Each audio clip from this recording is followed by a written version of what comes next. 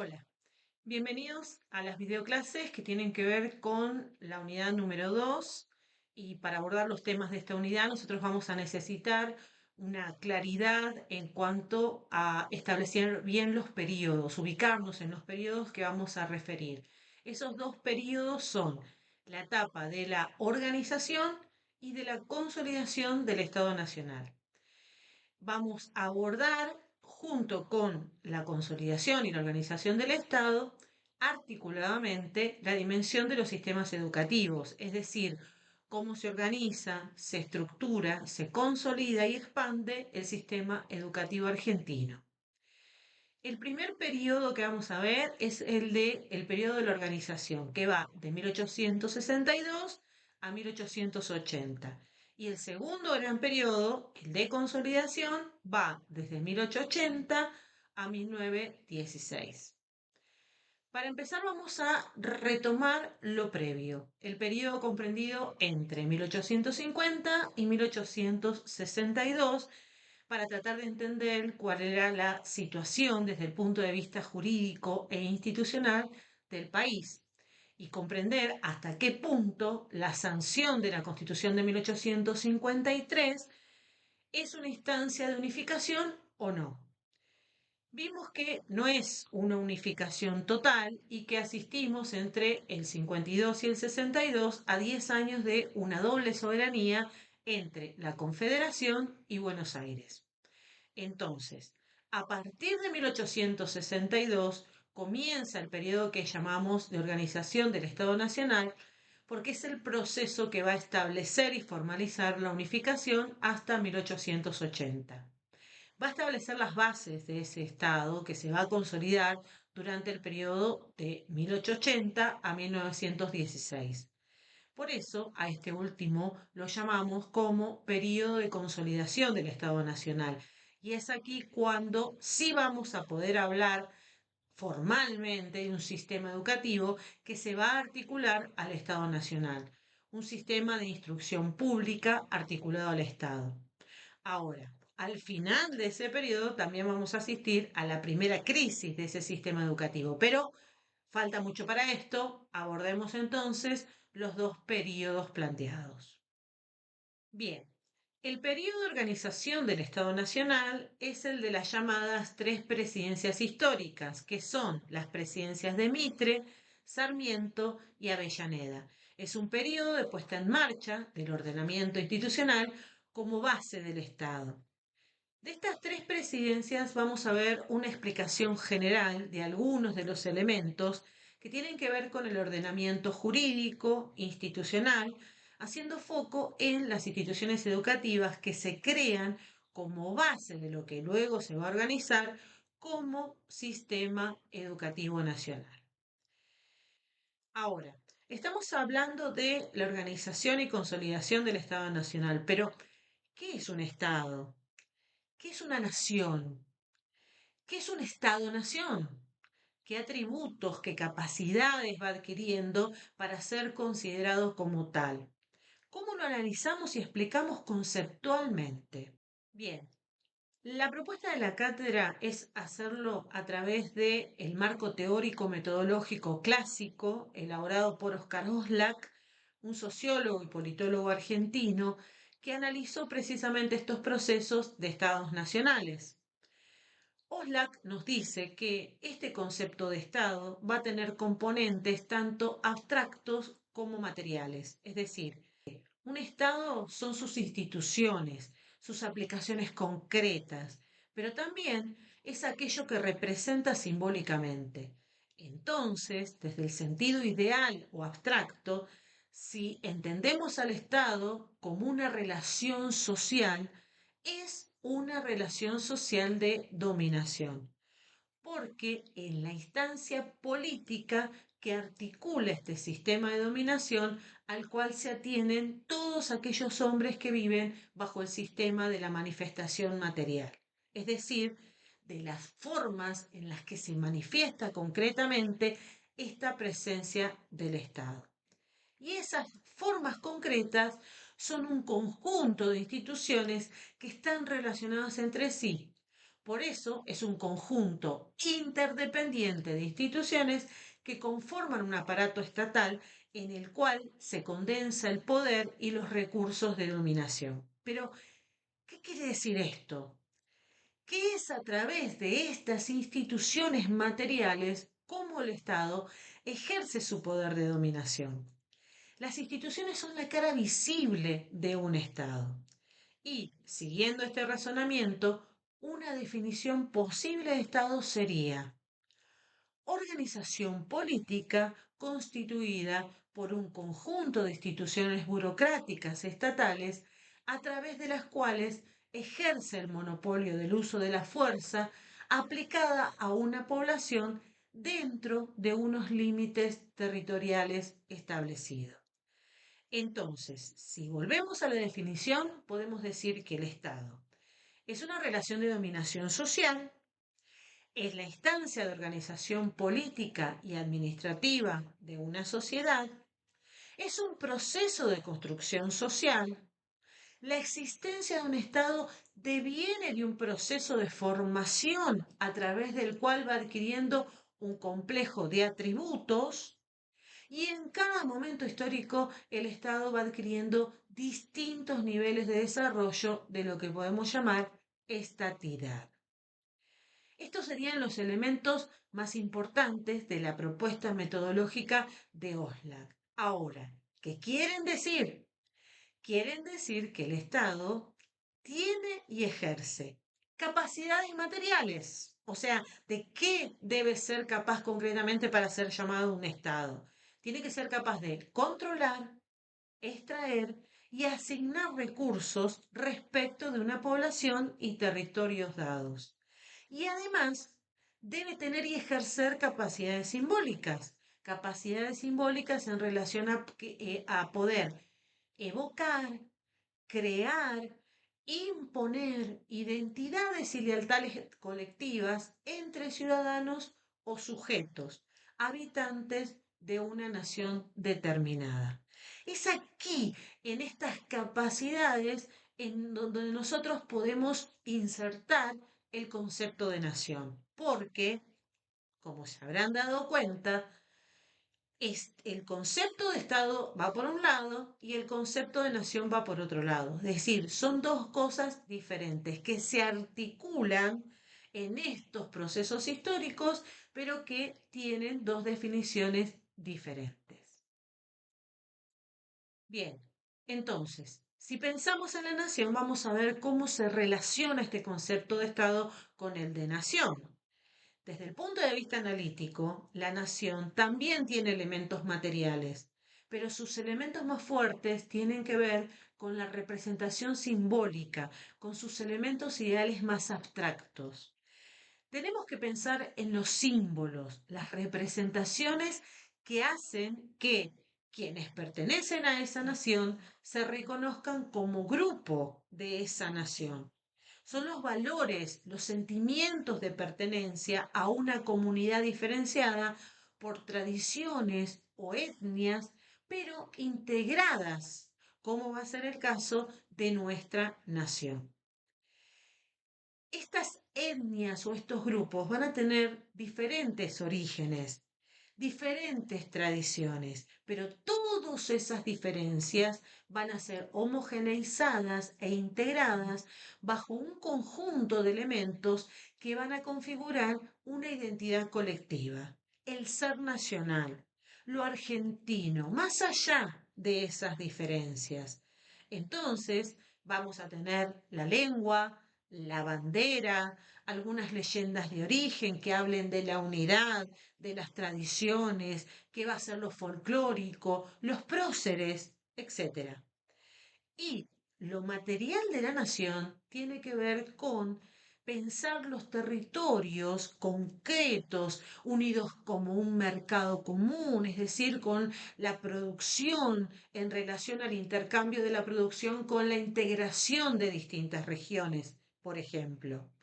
Estas son ejemplos, o estos son ejemplos de relaciones de nación que se traducen en la materialidad. Ahora vamos a tratar de unir estos dos conceptos para comprender los procesos que llevaron a la formación del Estado Nacional Argentino. Teniendo en cuenta que el Estado es una relación de dominación social en la instancia de organización política y administrativa de una sociedad, lo que vamos a ver en el primer periodo de las presidencias históricas es el inicio de la organización administrativa de la sociedad en términos formales y materiales. Y a través de ello se va a ejercer la instancia de organización política de la sociedad. Es decir, que el Estado va a ir adquiriendo las capacidades y atributos a partir de los cuales va a ejercer su autoridad en todo el territorio.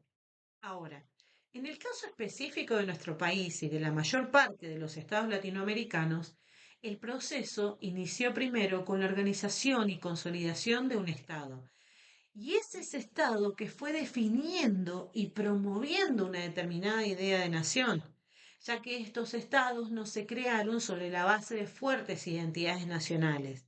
Como venimos viendo en las unidades anteriores, el proyecto sobre el cual se construye tanto el Estado como la nación argentina es el impulsado e impuesto por Buenos Aires, que generó toda esa guerra civil con el rechazo de las provincias.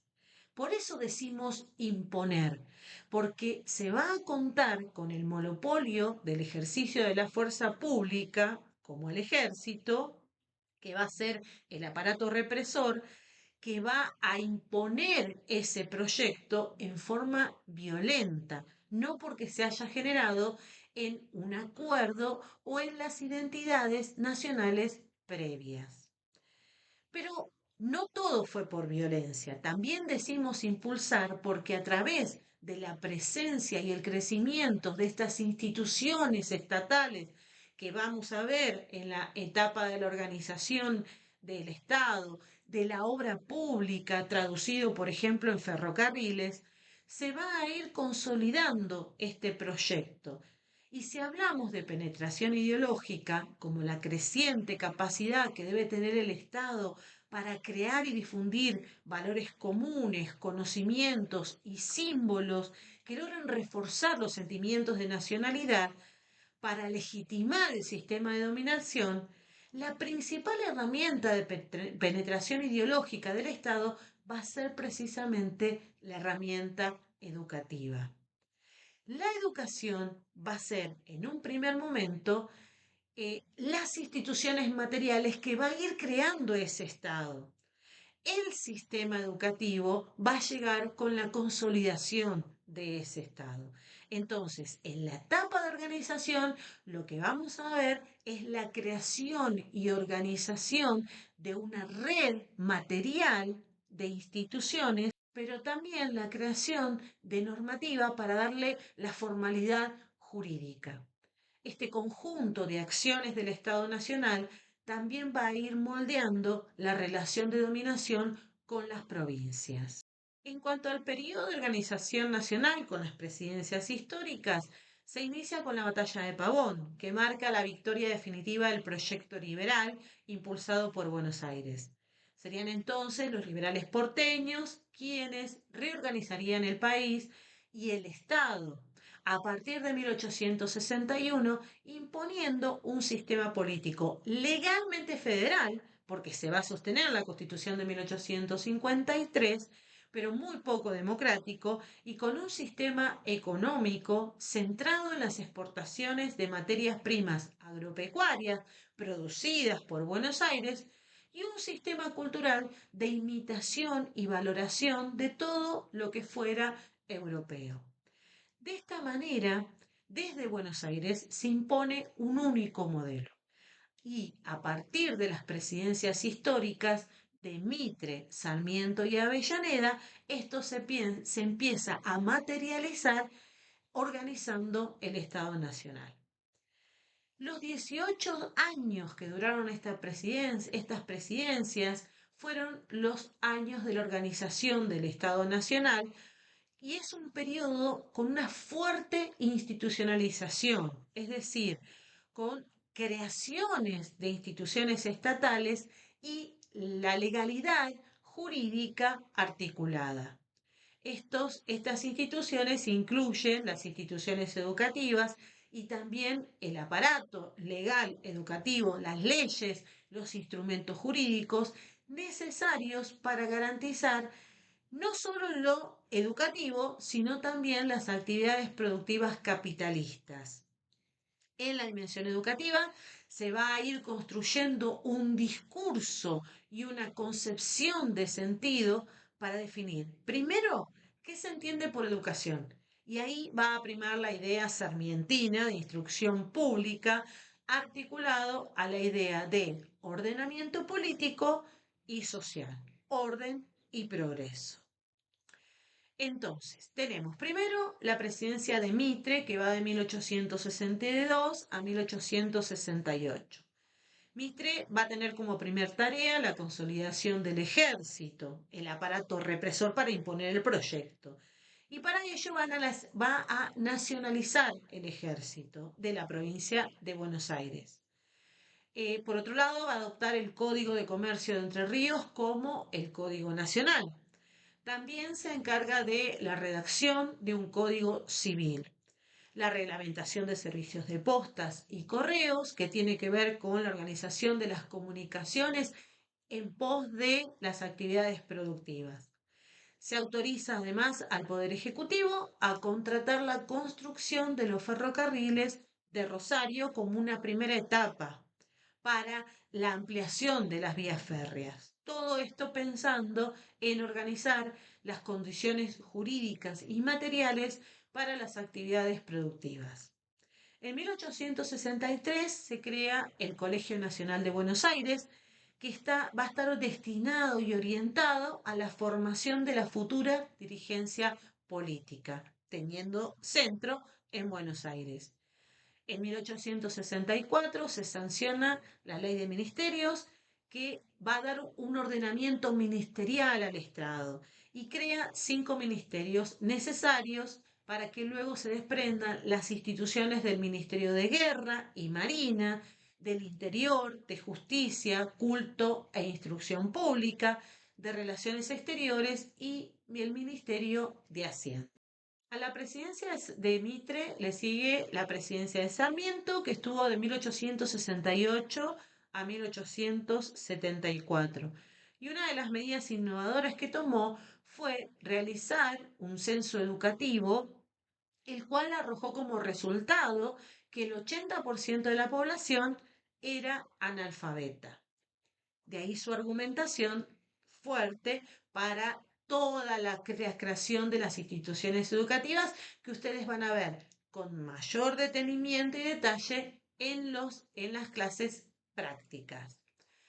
En 1869 también crea el Colegio Militar de la Nación para la formación profesional de militares y oficiales. Es fundamental la creación de la Escuela Normal Nacional de Paraná, que como digo, la van a ver en detalle en las clases prácticas. En 1871 se sanciona la primera ley de subvenciones, que está relacionada con la acción educativa de nación en territorio de las provincias. En relación con la dimensión política, destacamos que se crea el primer partido político de Argentina, el PAN, Partido Autonomista Nacional, que va a tener una fuerte participación en el próximo periodo de la consolidación.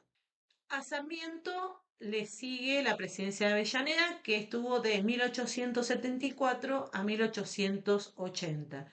Y podemos destacar o nombrar la Ley de Educación de la Provincia de Buenos Aires. En 1878 se sanciona la Ley de Educación Privada.